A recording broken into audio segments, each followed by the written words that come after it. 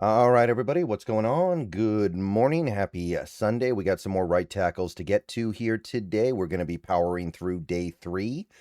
Keep in mind, a lot of these guys will end up sliding inside, which is obviously a little more interesting to us as Seahawks fans, but they played right tackle in college. All right, so we're going to start off with a round 4 projection here with Brian Parker II of Duke. This video is sponsored by Prize Picks. More on them later. He's 22 right now, will be 22 when the season starts at least. Kind of short, kind of small, a little bit on the smaller side, but not critically so. And these days, that's not always a bad thing.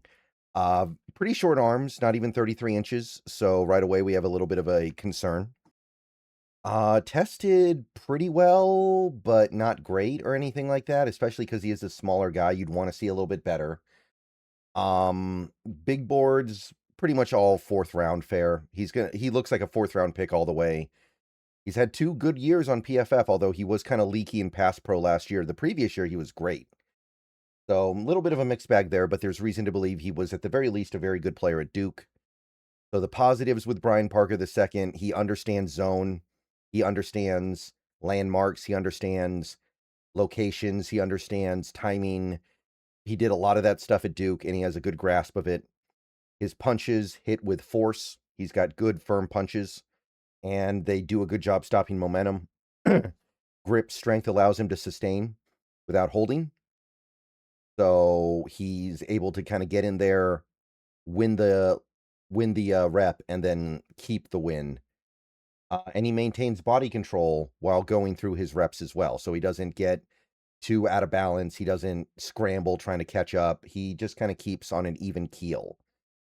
Now, length is going to be a problem because it means that his edges get more exposed. And it also means he might be forced to slide inside. I think a lot of people already view him as a future center, maybe not even a guard. So you are kind of dealing with that reality here. He's already viewed as a center convert.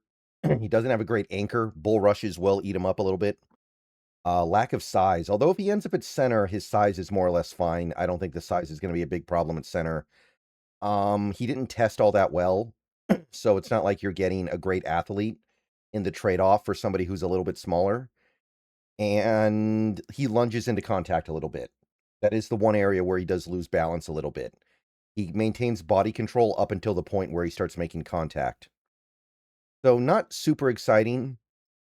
I think he'll be a pretty good zone scheme center, but he needs to make that adjustment.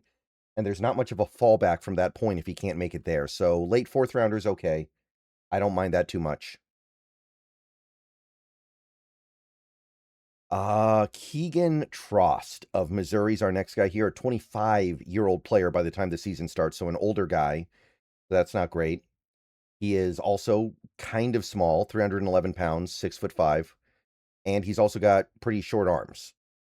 So by pretty short, I mean very short, but keep in mind the measurements may have been bad this year. We don't know. Very small hands as well, so he's kind of a smaller player in general for this position. His vert was good for a tackle, but yeah, understand what you're getting here. Big boards put him in about the 5th round here. That's about where he's landed.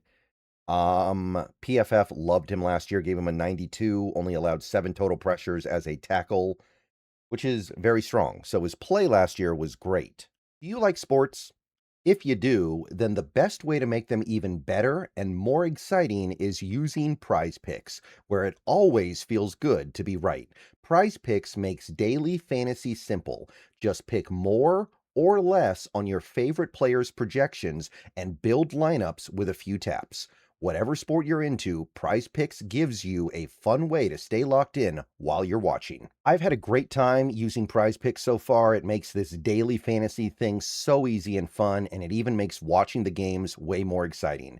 And with the cool social feeds feature, you can share lineups with your friends and even follow partners to tail or fade their picks. Obviously, we're in the NFL offseason right now, but we've got basketball, baseball, hockey, all kinds of other stuff, so don't be afraid to test things out in whatever sport clicks with you.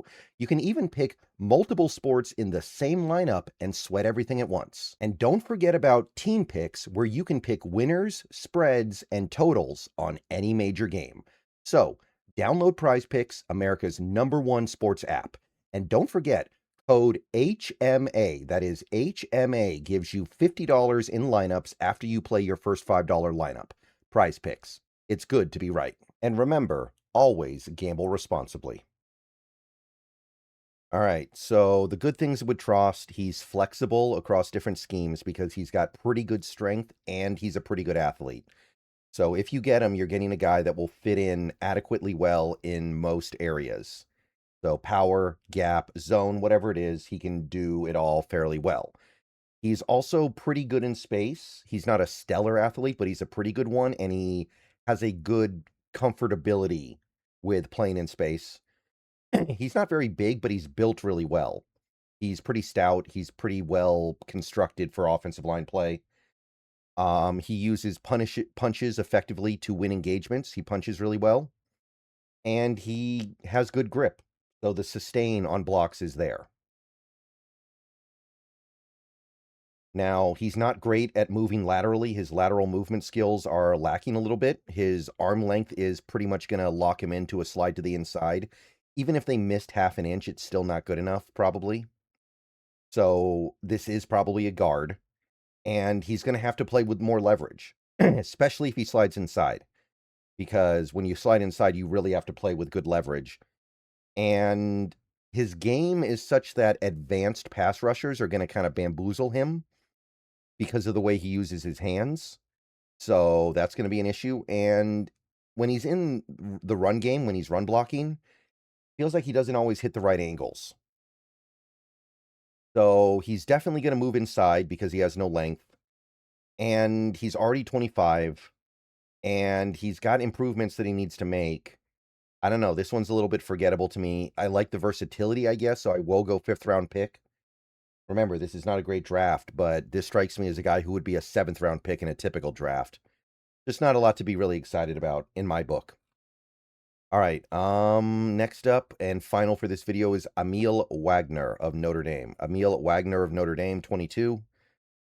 He is a little bit on the lean side, a little bit tall, 306 pounds, but he has legitimate length. And that's going to be important here. This guy can actually play tackle because he's got the pythons. Pretty big hands, too. Tested a little bit of this, a little bit of that. Some good, some bad, some exciting stuff, some not so exciting stuff. Big boards. We got some 3rd, 4th, 5th, 7th. Aggregate puts him in like the late 6th, early 7th. I think that's early 7th officially. And the PFF stuff, last year was kind of a down year for him, but he improved his pass rush numbers significantly, so it's kind of you're kind of getting mixed signals there, I feel like. Remember, it is Notre Dame. They play offense a very specific way. So the positives with Wagner are obviously he has tackle length arms. That's important. His height will allow him to add weight if he needs to. He won't get lopsided. He has the frame to add some weight here. His initial contact is powerful. He goes into contact with a lot of pop. He can get beat and then get back into the play pretty well because of his length. Not necessarily because of his reactive athleticism, which is not everything you would want, but he has the length to get beat and still affect the play. He latches onto his man and finishes the block well, so his sustain and finish is very strong. So Wagner brings a lot of positive things to the table here.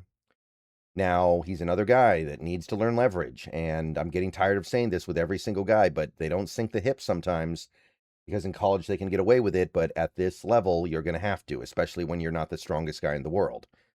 Lateral slides are not going to hold up against elite speed rushers. He doesn't really look comfortable in space. He's not really a bad athlete, but he doesn't look super comfortable moving around at the next level.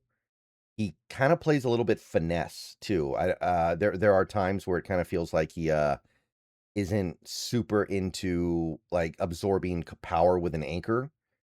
It feels like he can kind of get pushed around because of his anchor, and his footwork technique is still a work in progress. So some stuff to work on here. So I don't know. I think he's a tackle though. I think the athleticism will allow him to become better in zone. So I'll go late 5th. I'm a little bit more high on him than the aggregate, I guess. I like late 5th. All right, so that'll do it for this video. We got a few more right tackles to get to later today. We will be hitting that, and that'll take us to the next position. And Finally, starting tomorrow, we should be off the offensive line. We're going to spend some time back on the defensive side of the ball. See you guys there. Go Hawks. If something else happens today, I'll make a video beyond that, of course. But, yep, see you guys later. Go Hawks.